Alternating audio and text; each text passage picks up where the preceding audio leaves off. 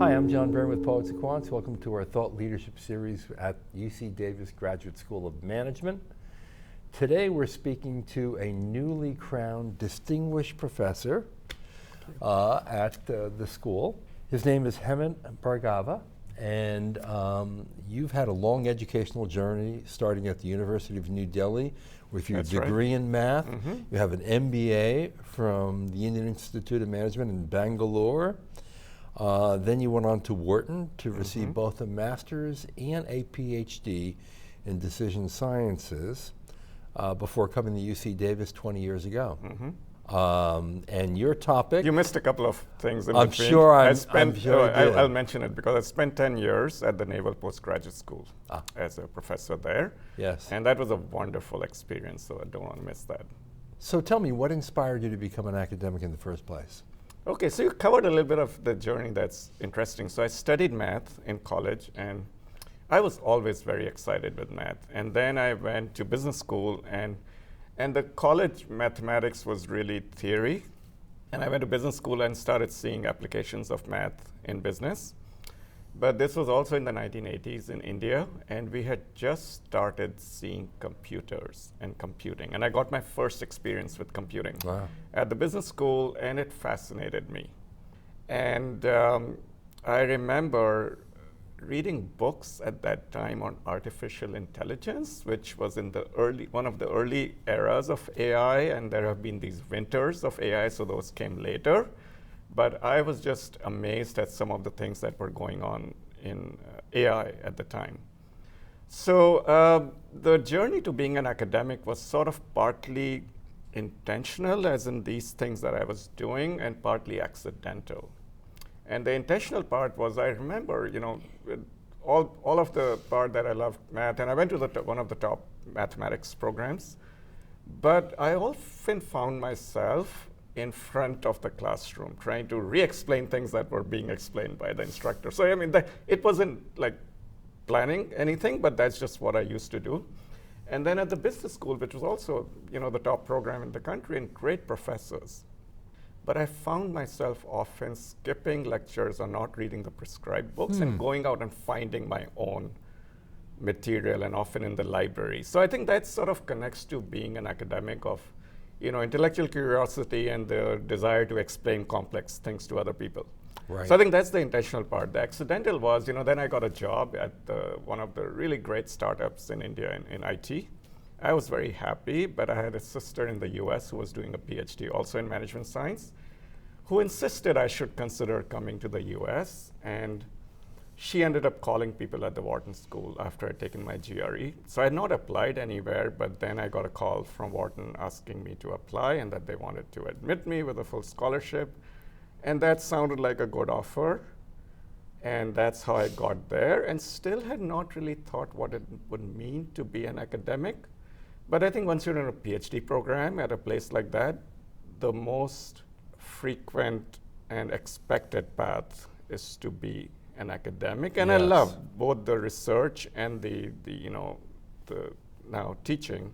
Sort of, I enjoyed doing that. So I think that led to my getting into academic world, and that's where I went to the Naval Postgraduate School in Monterey. And it was interesting to have students who were older than me when I started my job, but great students from the military. Yes, and some really wonderful opportunities to work with the Department of Defense and other agencies on real problems. Now, and your interest in your topic area can be traced to your early interest in mathematics? Mathematics, and then the introduction to computing after that. So how did your research interest evolve over the years of your career? Yeah, so when I went to Wharton, I was interested in computing and technology, but also math, which is sort of at Wharton, the program was called Decision Sciences. So it was the science of decision making, right? And I got interested, that sort of fit my interest really well. And I got involved with a project that was sponsored by the US Coast Guard to build decision support systems for them.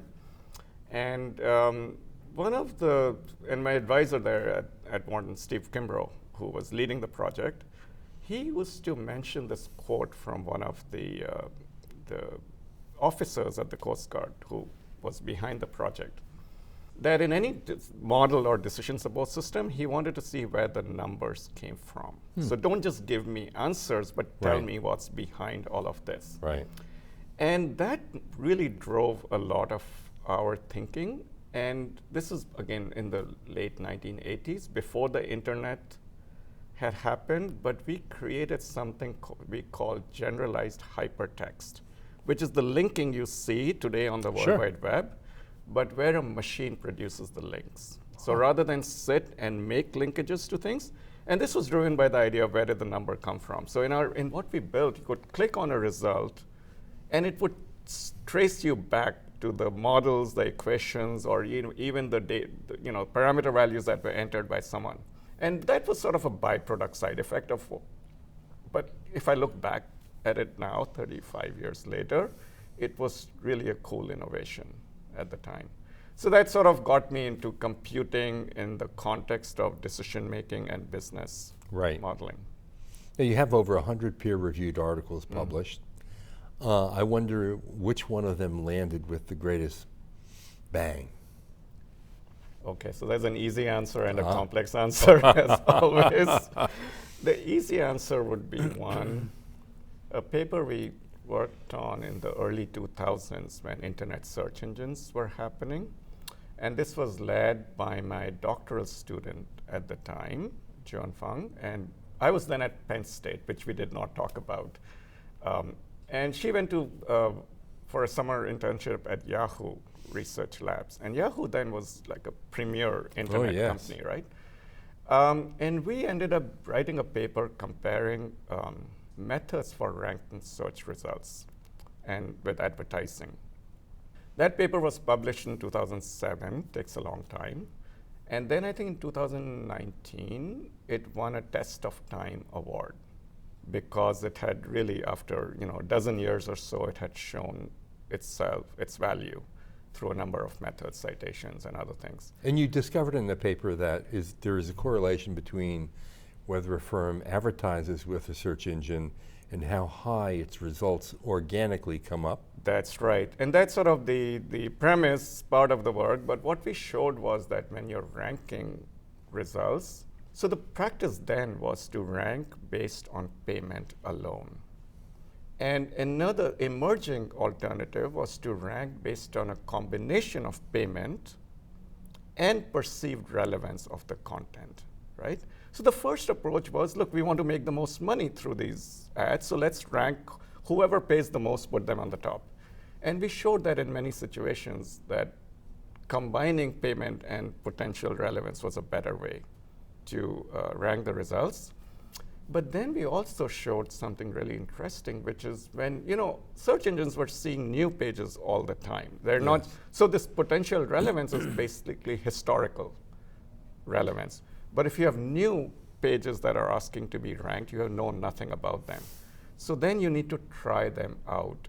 And we demonstrated and analyzed different methods for doing these trials so that you could explore new content while also exploiting the historical learning of relevance that they had done.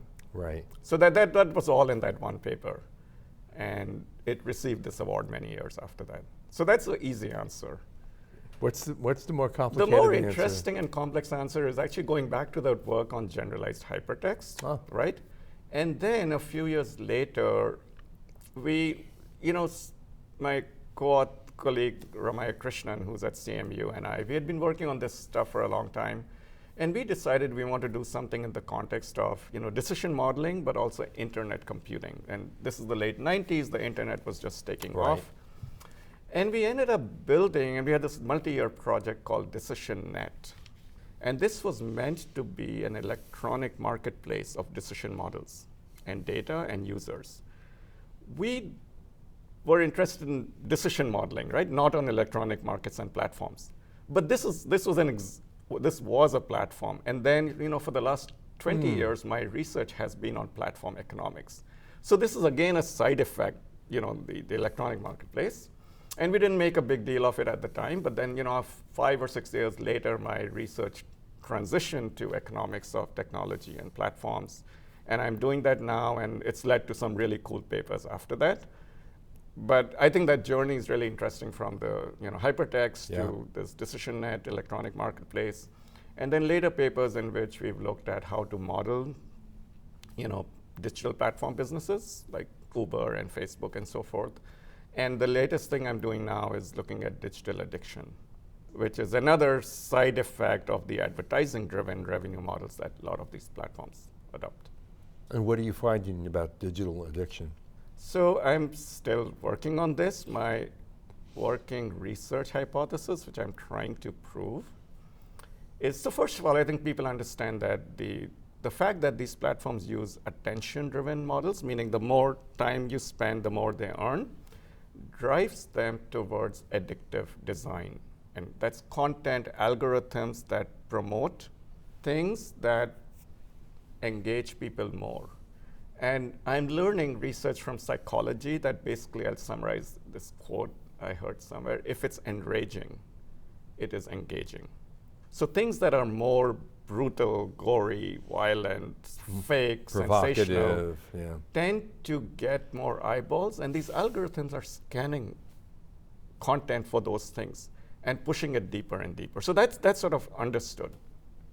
What I started looking at was whether competition between platforms would alleviate some of this bad design, because ultimately, competition forces firms to look after the interests of users, and particularly if there are some platforms that try to charge for information or for the experience rather than depend on attention, right? That they would drive the market towards better designs. Some of that seems to hold true, but then when we add in the fact that these platforms are subject to network effects, meaning the more users on the platform, the more attractive it is to everyone, right? Competition does not work as well as it should. Interesting. I'm still working on this and trying to prove everything, but that's what I'm leading to. Now, you also conceived and designed and are the head of the Masters in Business Analytics program here. And to some degree, it seems to me like decision sciences has morphed into business analytics. Absolutely. Is that right? I think that's true. But there's really no difference between the two of them, is there? Oh, I think there is a big difference. What so when is we it? worked on decision analysis, 30 years ago, and others before me, we had decision problems and we had models, and we rarely had data. Ah, right. And even when we did have data, the cycle time between identifying a problem, building a model, collecting data to run it, and then actually producing insights, very often you ran it on old data and your insights were not quite current, right? Right. Now, of course, there were other problems where, like airline scheduling and other operational problems where it was running on current data.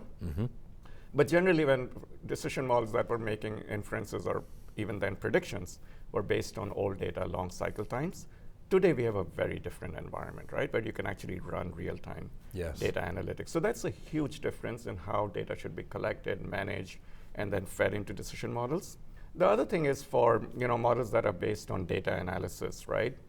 The classic thing we say now is that there are way too many columns, a lot and many characteristics that we can gather through machinery and so forth. And so that has led to machine learning and AI, ways of analyzing data that go beyond the older statistical modeling techniques. But as someone who came in from the field of decision sciences, I feel that we're still missing you have to close the loop and convert all of this data analysis into decision support, and also really analytical literacy for decision makers, which I feel is still a gap in the education marketplace and in practice as well. And it's kind of interesting. You've gone from a period where in decision sciences you had too little data. That's right. To probably enough data, to now being overwhelmed by data and trying to figure out what is important and what's not. And yet not enough intent about what to use the data for. Right, and how to interpret it. I was running this business roundtable couple years ago, and this question came up where we sort of asked two sets of questions to the technology leaders at the table. How ready is your organization to do decision analysis, in terms of data readiness? And how well are you doing it? Do you know what to do? The answer to the first question was not bad. On a scale of 1 to 10, somewhere between 5 and 8. Organizations thought they had the sort of the decision data pipeline and so forth was ready. But they did not have people who could ask the right questions and drive the right sorts of analysis. Right. And I think that's still a problem. Yeah, and probably will remain a problem for some time. I think so. And I think our ability to make meaningful use of data is exceeded by the amount of data. Now, you think AI and machine learning will help basically more people get their arms around the overwhelming amounts of data out there?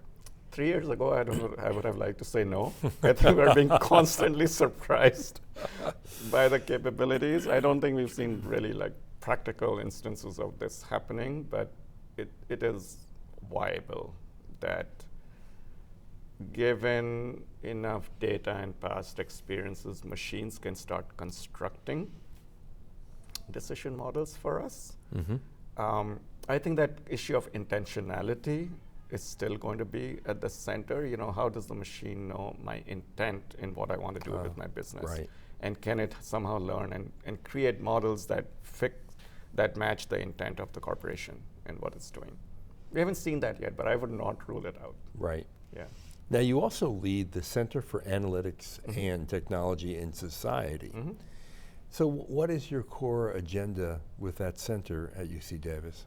Okay, so two parts to that answer. The first is the focus, which is not really the agenda, but the focus is simply the types of things we feel competent to work on. And I'll just mention those to you. That's digital platform businesses, which you've seen, healthcare, and entertainment.